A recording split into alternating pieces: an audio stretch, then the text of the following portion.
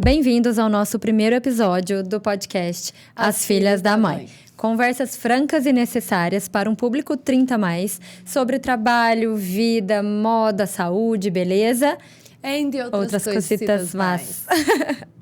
Sou Marina Blois, fisioterapeuta dermatofuncional, apaixonada por beleza e estética e todas as suas possibilidades, sempre trazendo um olhar para a saúde e qualidade de vida. Sou Maria, com H no final. Sou estilista da área de calçados e consultora de estilo. Apaixonada pelo universo fashion, além de amar comunicação e todas as formas de escrita. Nosso tema hoje aqui será sobre trajetórias. Do dicionário, trajetória. Caminho percorrido por um corpo, particular em movimento. Percurso, trajeto. E é exatamente sobre esse trajeto e esse percurso para chegar até aqui que iremos falar e trocar muitas confidências. Fica ligado. Bom, então vamos lá. Maria, conta um pouquinho, pra gente, por que você escolheu a sua profissão? Bom, acho que moda sempre foi um lugar que me encantou muito, né? Toda essa história desse universo do se vestir. Desde criança eu gostava muito de brincar de Barbie, né? Que era a brincadeira da criança, né? Da época. E eu adorava essa coisa das roupas, das fantasias, das casinhas, dessa brincadeira, né? Desse lúdico. Adorava pintar o cabelo da Barbie, cortar o cabelo da Barbie. Você adorava, né? Gente, ela cortava não só o cabelo da própria Barbie, entendeu? Mas da minha Barbie também. Que você não gostava, né? Você gostava daquele cabelão. Eu chorava horrores, né? Porque ela fazia isso com todas as Barbies. Esse lado criativo, né, Má? Assim, você sempre teve, eu acredito, né? que foi algo que sempre me permeou, né? O universo das artes, algo que sempre me encantou.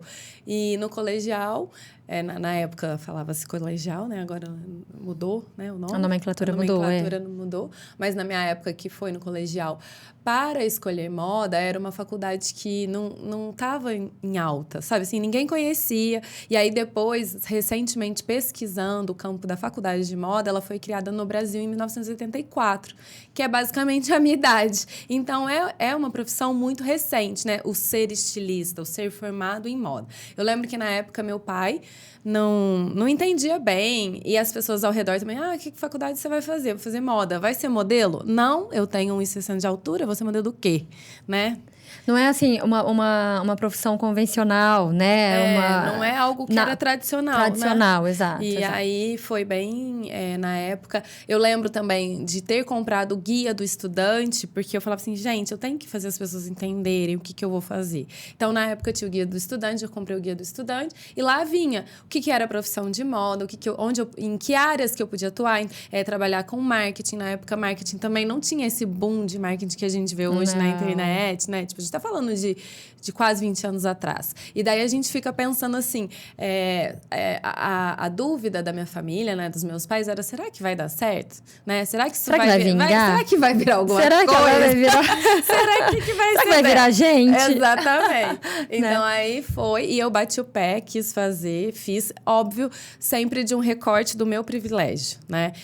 Entendendo que eu tinha possibilidades de estudar numa faculdade particular, porque moda não era um curso também que tinha em muitas universidades federais. As únicas que tinham eram no Nordeste e em Londrina, né, na UEL. Eu fui, prestei. Fiquei na lista de espera, mas as melhores, as que a gente queria, né, e que almejava, eram as particulares. Eram faculdades caras para a época. E então, minha mãe possibilitou, né, meus pais possibilitaram todo esse caminho de poder fazer. E também fui para São Paulo e saí de Franca para poder estudar, né? E aí foi isso, foi meio que não natural, mas foi uma escolha muito decidida, porque eu nunca me imaginei fazendo outra coisa. Uhum. A única vez que eu pensei em fazer outra coisa foi, assim, psicologia, porque eu gosto muito dessa área de estudar o ser humano, de comportamento. E aí, ao longo da carreira, é engraçado que eu fui entendendo que ser estilista também eu trabalhava muito com o psicológico das pessoas, né? Que era entender como a pessoa se veste, como a pessoa se monta, tem muito a ver com o que ela quer externalizar dela. Que está totalmente ligado ao autoconhecimento, à imagem. Então, assim, uma coisa foi levando a outra também. Sim, sim. E você, me conta um pouquinho da sua história. Bom, vamos lá, né? Eu sempre fui muito assim, eu era muito estudiosa, né, Má? Eu tinha aquela rigorosidade, né? Aquela disciplina de um estudo bem rígido, né? De um estudo bem... Eu me trancava, ficava horas no quarto. Famosa CDF. Eu era CDF e convivia com pessoas também que eram, então, todas as minhas amigas. Não que a gente disputasse, mas a gente trocava muito, tinha muita troca, né? E a gente estudava muito. E então, né, desde então, eu achava, né, que eu quisesse medicina. Então, eu sempre tive essa disciplina muito, muito forte em mim. Ao mesmo tempo, não era algo muito leve, né? Eu sempre me cobrei muito, não era uma cobrança externa, era uma cobrança minha. Sim. Até que meus pais, lembra? Eles batiam na porta, porque dava 8, 9 da noite. Você não saía, né? Eu você não ficava lá trancado estudando Isso. E não parava nunca mais. Aquela era a minha realidade. E até então, eu achava que eu gostasse, né, desse universo. Então, eu estudava bastante tudo, sempre focada, e eu tinha o objetivo, até então, da medicina, né? E por conta disso, eu sempre quis, dentro da medicina, né, a dermatologia. Eu sempre também trilhei esse caminho, eu desde acho que muito essa nova. área do dermato era algo que te encantava muito, da beleza como um todo, Isso, né? porque eu vivia também, lembra, né? Eu vivia da mesma forma que você brincava com as Barbies e tudo, eu sempre ficava cutucando as pessoas, né? Era algo muito natural também, desde a infância. Adorava espremer, né? E então, eu trilhei também esse caminho, fui também pro colegial com essa cobrança, né? Como eu disse anteriormente, algo muito rígido, não era leve para mim. E aí, eu fui, então, né, pros vestibulares. Tive aí, no meio do caminho, né, uma depressão, muito por conta da minha rigidez, da minha cobrança com os meus estudos. Eu estava falando, né, que eu lembro dos meus pais baterem na porta, né, e falavam, para de estudar um pouco. E não é algo que eu tô... Você tá aqui, é prova, né, disso. E por não ser esse processo leve, porque eu brinco que... Lembra que a gente fala, né? Minha mãe fala muito que os meus amigos iam para as provas e minha mãe ia para o hospital comigo. Do tanto que aquilo era pesado para mim. Até as provas na época do colegial. Era algo físico, que eu tremia, passava mal, vomitava. Você tinha, às vezes, crise de respiração, ataque, assim, né? Ataque. Uma crise de ansiedade, né? Desde aquela época. Que a gente não sabia nomear as coisas. Eu acho que hoje isso está muito mais... a gente sabe o que é uma crise de ansiedade hoje, quais são os sintomas. Então, acho que, assim, a saúde mental hoje é algo falado. Exato. Assim, a gente tá falando de pouquíssimo tempo atrás, tá, gente? Mas naquela época não era, né? Não, a gente não sabia. A gente não sabia bem o que era. Era, tô nervosa. Tudo era tão nervosa, né? E não era. Eram crises, era um peso, era esgotante, né? E minha mãe, ela sempre acolheu, sempre, né? Nunca foi pro lado da cobrança. A cobrança que tinham comigo era... Para de estudar. Exatamente. Porque você está, né, esgotada. Então, eu fui para um caminho, num momento que eu fui para os vestibulares, algumas amigas, um pessoal, né, passou, outras não, também foram pro cursinho e tal, mas eu meio que não admitia aquela situação, né, comigo mesma. Era uma cobrança muito interna, que você tinha que ser perfeita, que você tinha que, né? Até acho com que a minha o ser perfeito imagem, era o que pegava, né? O ser perfeito para você foi algo muito dolorido, né? Sim, de passar e de cobrar isso, né? E que eu tive dificuldades até mesmo com a minha imagem. Porque eu lembro muito que minha terapeuta, que eu também faço, né, há mais de 20 anos, ela me trouxe muito isso, o quanto que eu demorava horas para me arrumar. 2 horas e meia. 2 horas para me arrumar. Por quê? Porque o meu cabelo tinha que estar perfeito, tinha que estar liso. Não podia, gente, sair um fiozinho do lugar, a maquiagem tinha que estar intacta, o batom. E ai de você se qualquer coisa saísse do contexto, Isso, né? Então até nisso eu era muito rígida. E era uma cobrança minha, né? Volto para isso. Você, né? Comigo. Então, eu caí nessa questão, né? Da crise da ansiedade e tudo. Tive uma depressão forte, que até minha mãe trabalhou em casa, né? O trabalho dela permitiu que ela trabalhasse em casa para cuidar de mim. E aí, nesse processo, eu fui enxergando outras possibilidades. Quando a gente descobriu que existia dermatofuncional dentro da fisioterapia, né? Eu me encontrei. Foi, né? Isso, foi onde eu me encontrei. E se apaixonou pela físio também, né? Isso, e aí foi um processo também tranquilo, mais leve, porque eu tinha realmente me encontrado ali naquela profissão. Porém, como você disse que a moda não era algo muito falado, né, naquela época, a estética também não era esse boom que é hoje. Muito pelo contrário. Era até eu sofri preconceitos também ao longo do processo, né, da jornada com a fisioterapia, porque a gente tem o âmbito da reabilitação dentro da fisioterapia. Que todo mundo conhece muito bem, né? Isso. Machuquei um joelho, tem que ir pra fisioterapia. Machuquei o braço, reabilitação, tem que ir, né? Isso, né? Tem a cardio. Coluna, essa coisa, né? Isso, tem cardio, pneumo, ortopedia, sempre pediatria. Sempre um lugar de reabilitação, Reabilitação, saúde. Né? E é como se a estética, naquela época, não estivesse vinculada à saúde. Naquela época. Então, durante a fisioterapia... não era visto. É o que a gente estudando aqui para fazer o podcast, a gente chegou nesse caminho de que... Porque o que a gente tem em comum, né, nas nossas profissões e na nossa realidade? Que nós somos opostos, né, Má? Sim. Nós somos opostos em muitas coisas. Em estilo, em alguns pensamentos. Acho que muito em estilo de vida, nesse sentido. Você fala que você foi muito... Se cobrou muito e que eu já era mais... Leve. Você era mais leve, né? Eu tenho esse lado de diversão. Que se eu não estiver me divertindo, pra mim não faz sentido fazer nada. Sim. Nem trabalho, nem nada. Se não tiver ali um lado onde eu esteja achando aquilo muito divertido, perde a graça, né? Sim. Em tudo na minha vida sempre foi assim. Desde os estudos. Então, tipo assim... e isso também não tem nada a ver com entregar seriedade, né? Sim. Então, tipo assim, eu me divertir no processo não influencia na minha entrega, sabe? Tipo, então, se eu estou fazendo, eu vou dar o meu melhor. Mas eu também quero que aquilo seja leve, seja divertido, seja...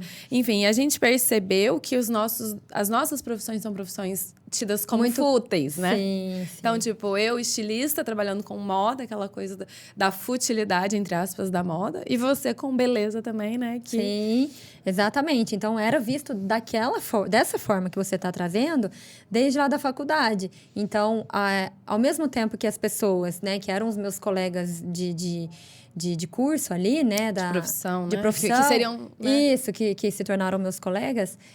Muitos deixaram para trilhar os seus caminhos ao longo do processo. Eu vou escolher pela cardio ou por pneumo e tal. Conforme ir aprendendo cada matéria, né? Isso. E eu não. Eu sempre tive muito forte em mim o que eu queria, que era estética e beleza. Mas isso não era muito bem visto. Não era bem visto naquela época. Enfrentei preconceitos e trazendo essa questão que você disse da futilidade. Então, você na moda e eu na estética, a gente percebeu que nós temos em comum essa questão que nós trabalhamos, de certa forma, você com a moda, com a estética visual, né, também. E aí...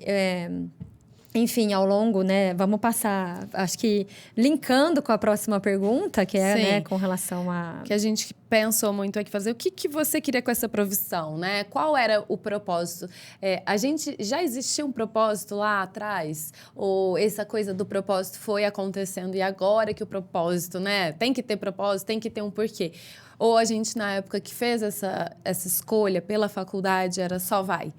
Né? Porque acho que com 17, 18 anos a gente não tem tanta capacidade de escolha como a gente tem hoje, depois de tantos anos, né? Sim. E na profissão, e fazendo, e acontecendo. Sim. Eu acho que essa vontade de transformar a vida das pessoas foi sempre algo muito forte também em mim.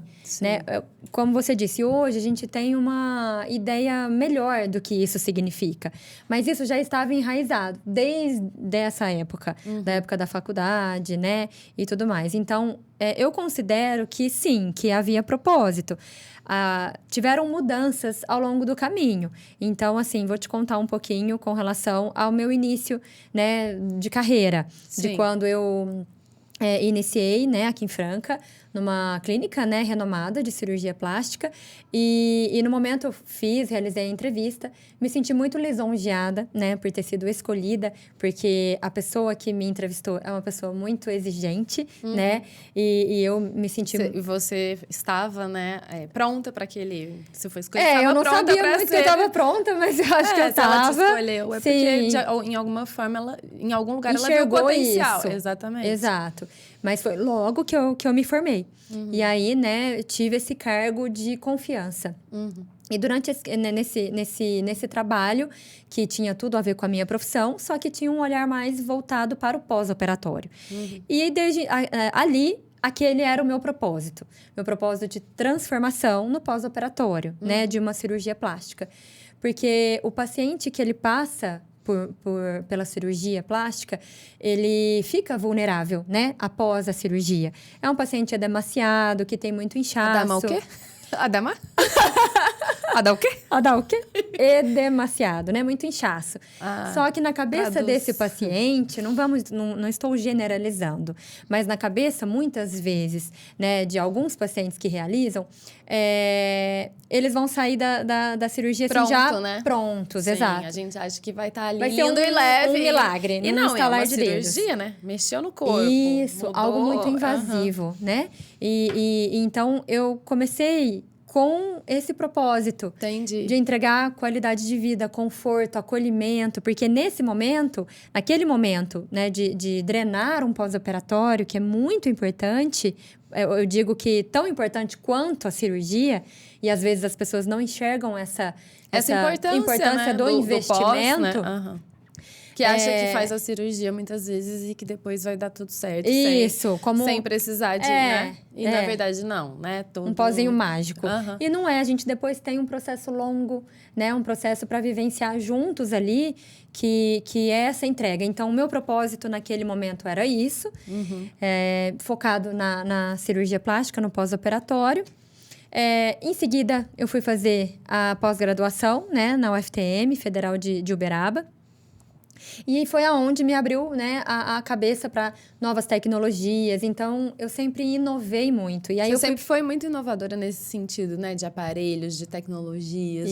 Acho que outra coisa que a gente tem muito em comum, né? Essa coisa de olhar sempre o novo, né? Tá olhando sempre pra frente, né? Muito além, né? Que às vezes a gente tá olhando assim, as coisas ainda nem estão acontecendo e a gente já tá enxergando que vai acontecer, né? Isso. E aí eu comecei a trazer as tecnologias para esse ambiente que era inicialmente somente de pós-cirúrgico. Sim. E eu fui gerando muita confiança também, né, do cirurgião. Eu achava incrível, que ele testava, sabe, as tecnologias. Então, eu fui pioneira na criolipólise, fui pioneira na depilação a laser. E ele ia lá na estética para fazer a criolipólise comigo. E eu achava aquilo incrível, porque eu enxergava como uma aposta. Tava te dando esse crédito, né? Vamos ver se isso funciona mesmo, né? Isso é muito legal. É muito legal. E a gente indicava para os pacientes.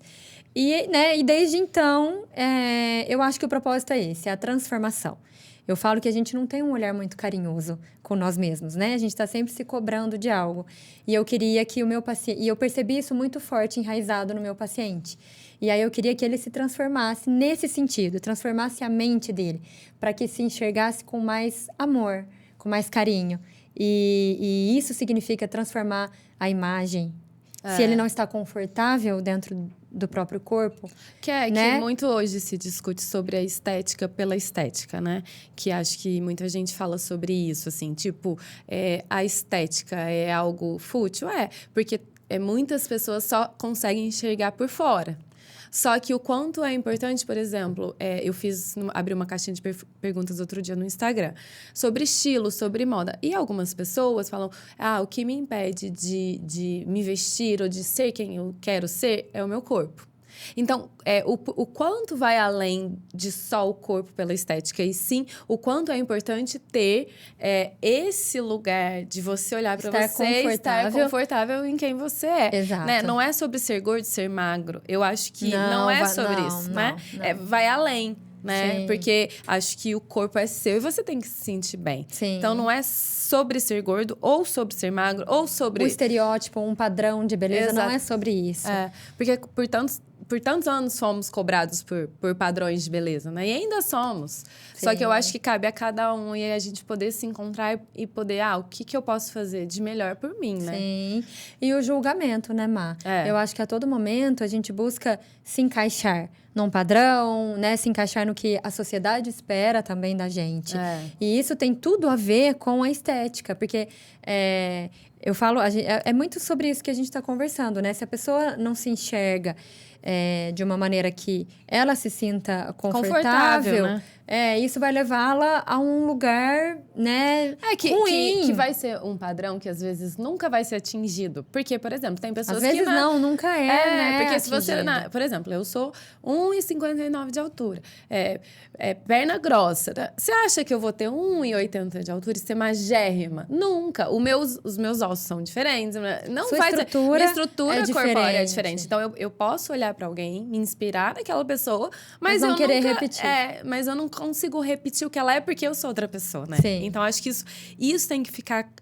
cada vez a gente tem que falar mais sobre isso, que isso fique claro. Tipo, essa coisa da boca, né? Todo mundo com o bocão. Tipo, legal. Você quer pra você, tá gosta, tudo bem. Tá tudo certo, mas assim. todo mundo tá ficando meio que igual, né? Num sentido de olhar para aquilo. É um padrão, né? Mais uma vez, repetindo padrões. E a gente tá 2024 achando que as coisas estão evoluindo. E às vezes a gente olha e tá tudo igual, né? Nesse sentido, assim, sim, né? Sim. Até você trouxe, né, a questão dos lábios, né? É algo que eu fui trilhando esse caminho, né? Da crio das tecnologias. Era muito forte dentro da estética.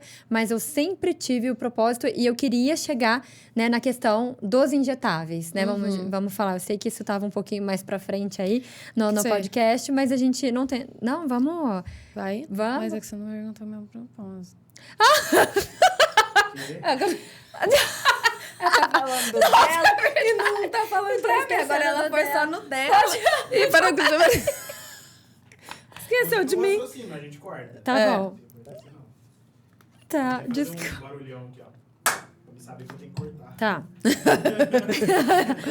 Corta, foi. Vai, aqui eu não quero eu. Não tem propósito. Mas eu acho que, tipo assim... Tá indo bem? Demais. Eu acho que quando acontecer esse tipo de coisa... Pode seguir. Pode seguir. Tipo, porque às vezes corta o raciocínio. Tá. Vamos voltar um pouquinho, vamos continuar falando disso, sabe? Tá. Como se realmente... Um respiro. Tá bom. Você está ao vivo. Tá. Eu tô seguindo meu roteiro. A Maria tá cravada aqui, ó. Eu tô preocupada com o roteiro. Então vai. Bora. Nossa, depois tem que fotografar esse negócio ali pra não esquecer. Aí, pode continuar. Pode ir? E você, Má? Qual que era o seu propósito com a moda? Você tem, assim... Então, assim, quando eu fui... Ou você ia na vibe, assim, tipo... Não. Quando eu fui fazer a faculdade, eu não acho que existia tipo assim, eu não acho que existisse um propósito pungente, assim. Tinha essa coisa também do que era, né? Tipo, da vontade de fazer moda, de fazer acontecer. Acho que eu sempre tive a vontade de fazer. Bora fazer acontecer, vamos no gás. E quando eu fui fazer moda, era muito assim, a mesma coisa. Eu sofri o preconceito, tive, né? mas vai fazer moda, não sei o quê, isso não dá futuro. Acho que eu escutava muito, mas isso tem futuro? Onde que vai trabalhar? Sendo que moda é uma do segmento que mais lucra, né? Porque gera tecelagem, hoje na indústria do calçado são os costumes. Então, tipo assim, é um boom, né? É um universo. É um universo que eu podia escolher. Hoje pode-se ser stylist, pode ser estilista, pode ser comprador de moda. Stylist é diferente de estilista. Stylist o stylist entender. é o que constrói a imagem de alguém. De alguma forma. Por exemplo, uma Sabrina Sato da vida, que ela saiu do Big Brother com a imagem que ela tinha, de interiorana, camponesa, tal. É verdade, não é? Aí ela foi ser apresentadora da Record. O sotaque dela, né, e tal. O que vai ser feito? Onde você quer chegar? Foi uma construção de uma imagem. Então, por exemplo, tudo que você vai vestir... Você faz isso, Maria? Já vamos vender aqui o seu trabalho. Eu não sou stylist, eu sou estilista, mas eu gosto... É minha stylist de você. Eu sou. Sim. Então, é a construção da imagem. E o estilista? E o estilista, ele faz a construção do produto. Ah. Entendeu? O estilista, ele desenha uma peça de roupa ou uma peça de calçado e transforma aquele desenho em produto final. Certo. Com o quê? Com tecido, com modelagem, com tudo. Ele faz acontecer do início ao fim. Já o stylist, não. O stylist, ele cria uma imagem desejável. Desejável Aonde você ou quer para a chegar. mídia ou para a indústria, por exemplo. Como você quer que a sociedade te enxergue. Não, mas ou nem isso. Por exemplo, eu vou fazer uma capa de um CD. Ah, tá. Qual Pode vai ser ser algo essa pontual. imagem? Aham. Ah, legal. Qual vai ser essa... Ah, vou fazer um desfile. Um desfile tem um stylist por trás. Porque você vai construir a imagem daquele desfile. A empresa desenhou as peças, estão lá as roupas. A coleção toda. O stylist vai... Essa blusa com essa calça, esse sapato. Ah, precisa de um acessório na modelo. Ah, precisa... Qual vai ser o cabelo que vai entrar? Qual vai ser? Então, ele cria o todo daquela imagem. Ou de uma campanha de moda. Certo. Tipo, sempre voltado para a imagem que vai ser alcançada e atingida com aquilo, entendeu? Sempre uma imagem para ser exteriorizada.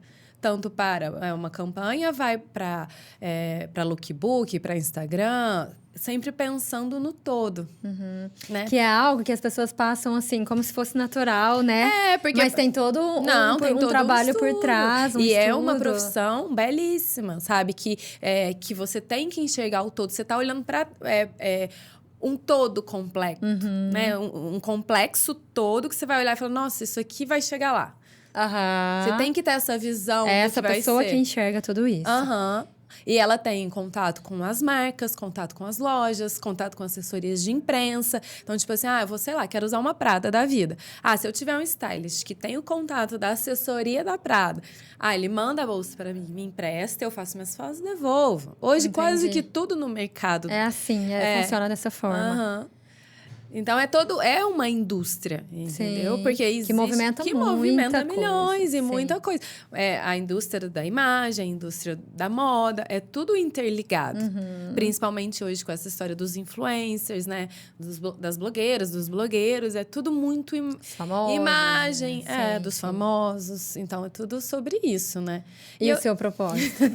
Então, o meu propósito na época era fazer moda, porque eu sempre fui muito ligada a esse universo dos desfiles. Eu amo essa coisa lúdica. Você tinha esse sonho, né? De participar de um desfile. Eu queria muito ver a história acontecer. Tanto é que você tinha uma vida, assim, confortável, né? Aqui em Franca, prestava consultoria para várias marcas e empresas, né? E saiu desse lugar para ir para o Rio de Janeiro em busca... do sonho, né? É. E quando eu me formei também, eu fui muito... também acho que foi isso, muito privilegiada. Porque eu pude me formar em São Paulo, fiz faculdade lá, morei lá. Não me enquadrei nos padrões paulistas de viver naquele momento, né? Me formei com 21 anos. E voltei para Franca. E muito desse lugar de, quero trabalhar na área de calçados, quero ser estilista de calçados, gosto disso. Tal. Você sempre quis. Aí eu fui, eu lembro que meu primeiro emprego também, acho que ficou marcado, né? A pessoa que foi me entrevistar, acho que essa coisa do sobrenome em Franca é algo muito forte, né? Então, tem sobrenome, é de filho de quem, tal. Então família eu tinha... tradicional, francana, né? Então, Aquela assim, coisa. é Patricinha. Aí ele falou assim pra mim... Mas você é patricinha ou você gosta de trabalhar? Daí eu falei, não, eu não sou patricinha, eu preciso de trabalhar, quero trabalhar. Tipo assim, eu tinha um sonho, eu tinha acabado de me formar e eu queria entender, né? Queria trabalhar. E aí São falas que ficam, assim, enraizadas, né? Tipo que assim, aí a gente parece que dá mais gás, né? Que e aí que a gente quer fazer pra poxa, ele provar, né? E era muito ligado à imagem também, né? Então, tipo assim, além do sobrenome, além de ter sido uma menina que estudou fora... Além de tudo, tinha a imagem, que eu era a imagem da Patriçoca, da Barbizinha, tal.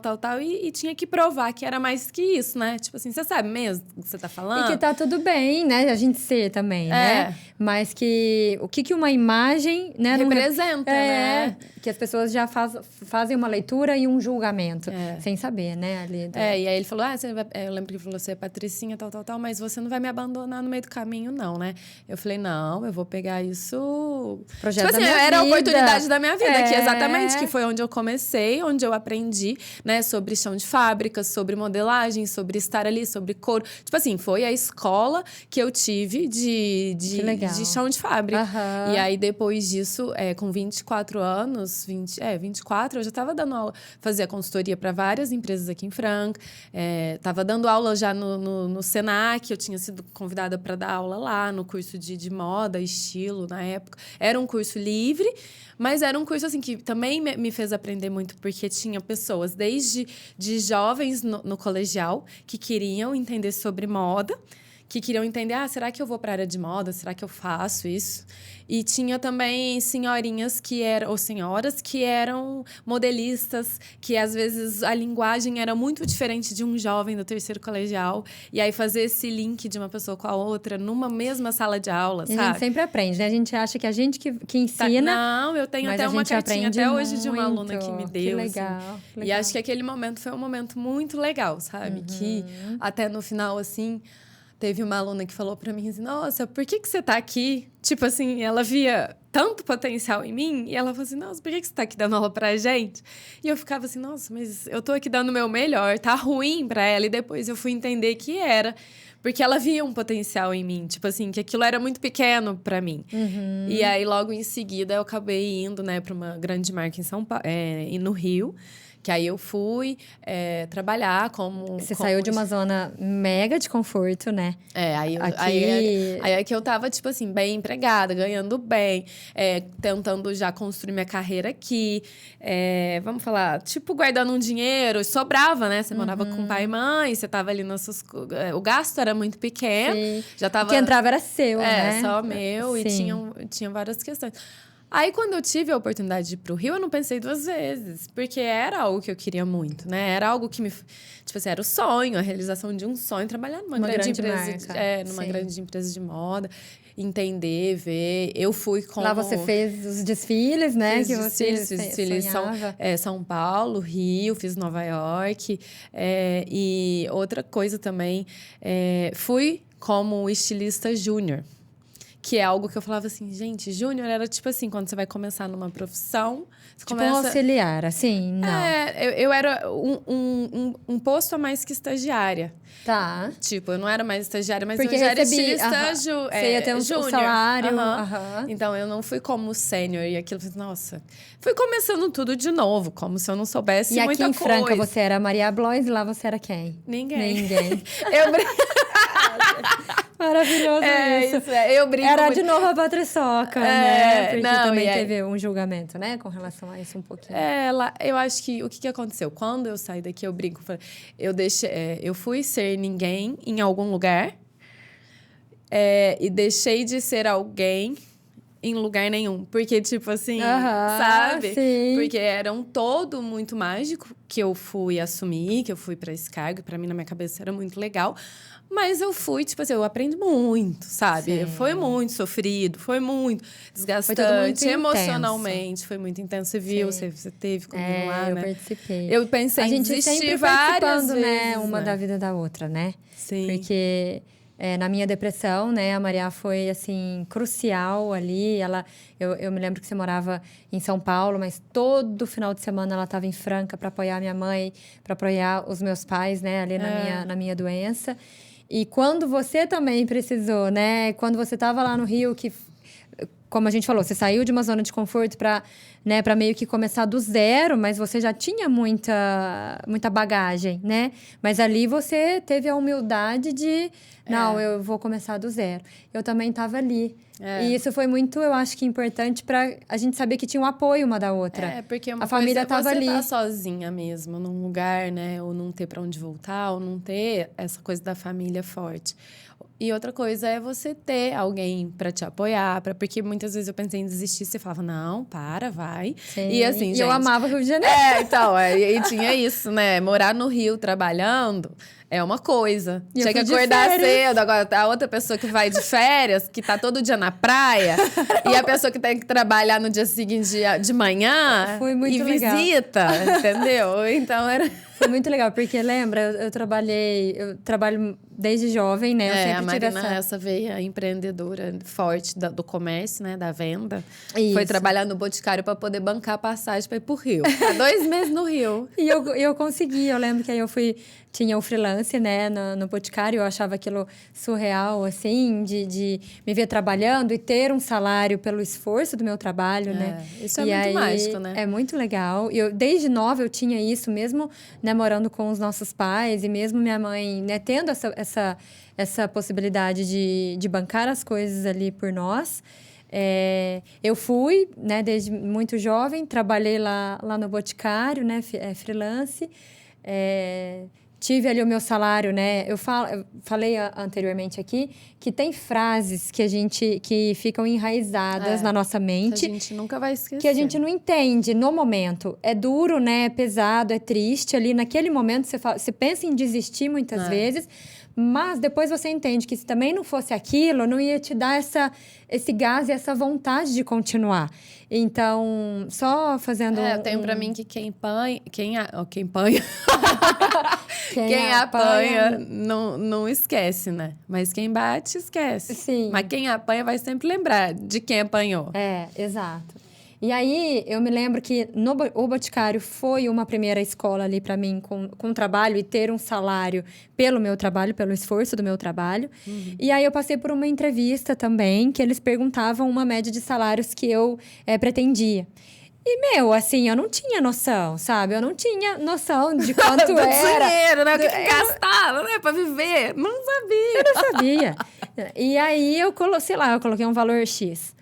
E teve uma pessoa muito próxima, né? Que não foi muito de uma forma muito... Delicada. Não foi nada, né? Delicado. Sem tato. Sem tato nenhum, né? Meio pesado ali e tal. E me criticou com relação a esse salário que eu havia pedido. Mas eu não tinha noção. Naquele momento Era a sua primeira entrevista, né? Tipo, você nem tinha saído do colegial. Não. Você tava ainda, né? Tipo, entendendo não sabia nada mesmo. Eu só queria ter meu dinheirinho. E aí, eu sofri muito com aquela frase, né? Mas aí, eu consegui a vaga. Ganhei o dobro do que eu havia pedido. Então, isso aí dá um gás na gente de meio que pra provar, né? Aí você quer fazer meio que de propósito, tipo, quer provar assim, algo. Eu não sou isso que as pessoas estão pensando. Isso, então eu vou mudar esse conceito que ela tem de mim, tem né? coisa que não tipo, precisa falar. Alô? A gente mostra. Não precisa devolver na mesma moeda. Mostre com atitudes. Assim eu fiz. E aí, esse salário que eu tive, eu fui embora com a Mariá para passar as minhas férias.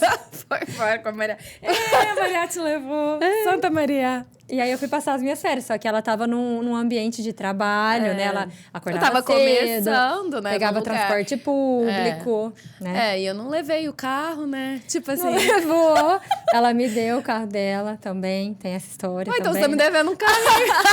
Depois de alguns anos, tá aí a hora não é hora de cobrar isso, não. Quem dá, não pensa no que quer em troca. E aí, isso também foi uma atitude muito, muito bonita, porque foi com o seu carro, quando você foi pro Rio, assim, desprendida, que eu falava, você tem certeza? Né? Você não vai usar seu carro, você não quer o carro? Não, Má, eu não quero... você queria... Eu queria ter uma vida nova. Construir algo novo, do zero. Eu queria ser essa pessoa. Eu achei ótimo. Por que você pegou um carro? Eu deixei tudo pra... Assim, né? Nesse sentido. Eu deixei tudo pra trás. Eu fui sem olhar pra trás.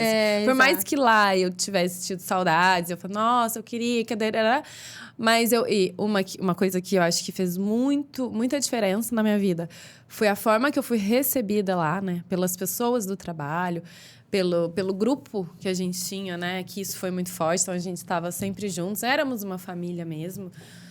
Construímos algo muito maior que o trabalho, né? Porque realmente a gente cuidava um do outro. Mas foi uma construção, né? Mas foi uma construção. Logo que você chegou, não foi muito fácil. Nos primeiros 6 meses, eu tinha... Tipo assim, eu pegava o ônibus, a empresa era num lugar muito sujo. Não era Ipanema, não era Leblon, não era isso que a gente vê na TV. Era um lugar mais sujo, eu não tinha... eu fui morar também num AP que eu peguei de última hora e que não era o apartamento dos sonhos. Então, assim, foi tudo muito... Só vai.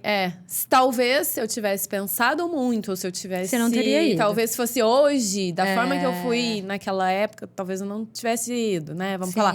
Não fui ganhando super bem. Então, foi algo conquistado ao longo dos anos. Não fui morando num lugar super bom, não. Foi algo que foi sofrido.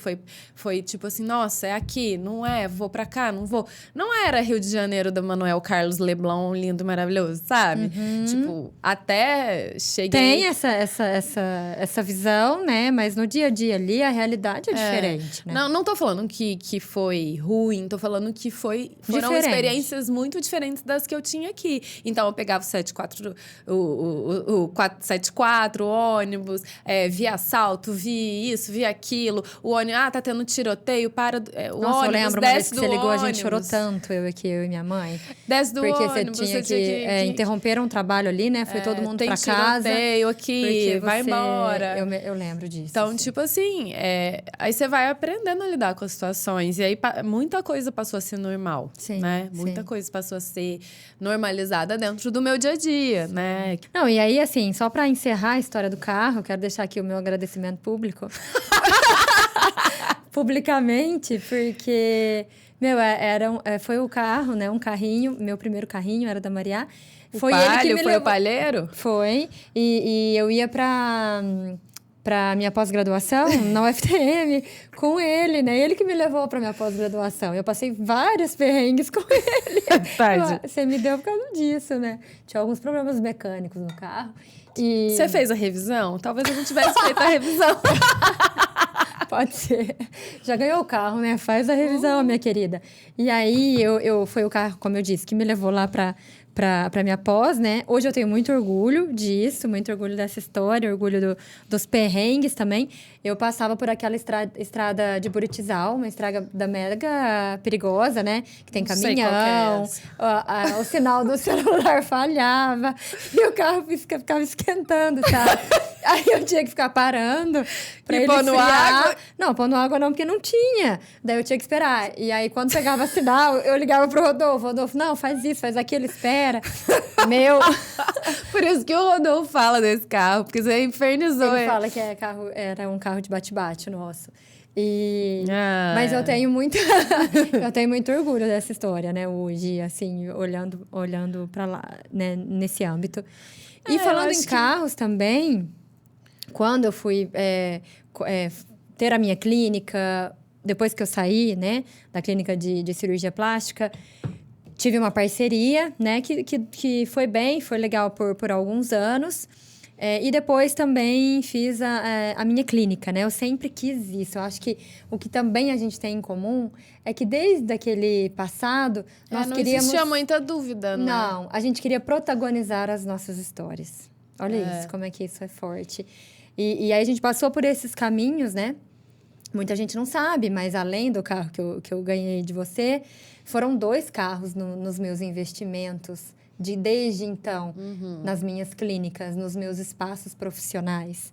E aí você fala assim, né? São coisas que eu tive que abrir mão naquele momento para ter o meu profissional. Né? Para investir em algo que você... No sonho, né? Sim. Porque... quando a gente não tem como fazer, a gente dá um jeito de fazer. Exato. Né? Tipo, exato. no sentido de se a gente não tem pais que possam bancar aquele investimento, ou outras pessoas, ou sei lá, né? Não tem algo que possa ser tão tangível ali para começar. Sim. Acho que é isso. Começar é muito difícil. Então, como a gente vai começar sem abrir mão de alguma coisa? Exato. Então, a gente tem que se virar. E é esse que eu acho que é o ponto. Quando a gente sonha e tem esse propósito muito bom, bem definido. Eu não vou falar do propósito, mas esse sonho, essa vontade, talvez. Porque aí o propósito já vem outras coisas, eu acho, pra mim. Sim. Mas essa vontade de fazer é tão forte que acaba abrindo mão das outras coisas para que ela se realize, né? Exato. Então, eu acho É dolorido, né? Quando você abre mão, é dolorido, mas faz parte do processo. Que é o que a gente falou aí. Eu abri mão de várias coisas, de uma vida super confortável aqui, de ser isso, ser aquilo, para um propósito maior, para um sonho maior, que é trabalhar numa empresa de moda, entender, conhecer, ver, enxergar, aprender. Acho que o que eu aprendi ali, sabe, como escola, como conceito, como um todo, sabe? Escola de vida até, né? De poder olhar com humildade para tudo e falar, não, eu tô aqui para aprender. Baixa a bola aí que você... Não é que ninguém, menos, né? Tipo... E hoje você é a Maria Blois até mesmo para essas pessoas, né? Que você queria esse reconhecimento lá atrás, vamos dizer assim, mas que a gente tem que trilhar um caminho, né? E é muito, muito gratificante tudo isso. Parando aqui para te dar um recadinho. Nossa conversa deu pano para manga e a troca foi grande com muitos assuntos interessantes. Por hoje, nosso papo fica por aqui, mas ele ainda continua na segunda parte. Nos vemos lá?